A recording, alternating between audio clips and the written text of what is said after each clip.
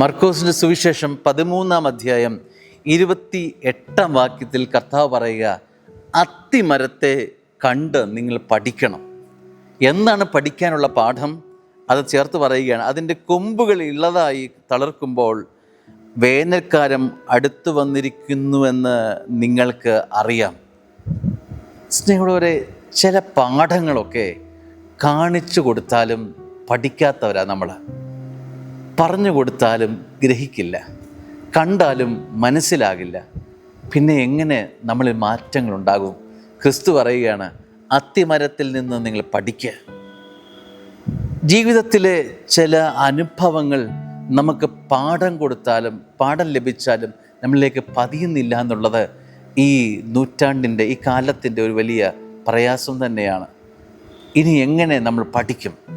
എങ്ങനെ ഇനി ജ്ഞാനം നമ്മളിലേക്ക് നിറയും?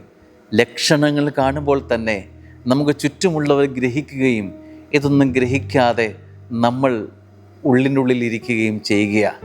ചില ഭാവവ്യത്യാസങ്ങൾ കാണുമ്പോൾ നമ്മുടെ മുറ്റത്തുള്ള പക്ഷികൾ, ചിലപ്പോൾ നമ്മുടെ നായ്ക്കുട്ടി, ചിലപ്പോൾ മുറ്റത്തിരിക്കുന്ന കോഴികൾ, ചിലപ്പോൾ നമ്മുടെ മൃഗങ്ങളൊക്കെ അതിൻ്റെ ലക്ഷണങ്ങൾ കാണിക്കുന്നു.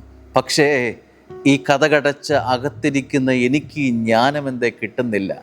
ഭാവവ്യത്യാസങ്ങൾ പുറത്തുണ്ടാകുന്നത് ഗ്രഹിക്കാൻ പറ്റാത്ത വിധത്തിൽ നമ്മുടെ ജീവിതമൊക്കെ അങ്ങ് അന്ധമായി പോകുന്നുണ്ടെന്ന് തോന്നുന്നു.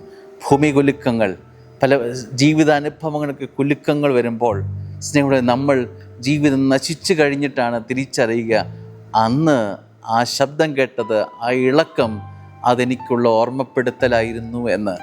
ചിലപ്പോൾ ഇനിയൊരു ഓർമ്മപ്പെടുത്തൽ നിനക്ക് ലഭിച്ചില്ലെങ്കിലോ, അതായിരുന്നു നിൻ്റെ അവസാന ഓർമ്മപ്പെടുത്തലെങ്കിലോ? അപ്പോൾ ക്രിസ്തു പറയുക, അത്തിമരത്തിൽ നിന്ന് പഠിക്കണം.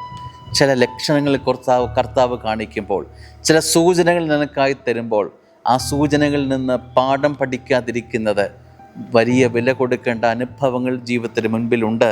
കണ്ടുമുട്ടേണ്ടതായി വരുമെന്ന് ഓർമ്മപ്പെടുത്തൽ വചനം തരുന്നുണ്ട് എന്ന് മക്കളെ മറക്കരുത്. ആമേൻ.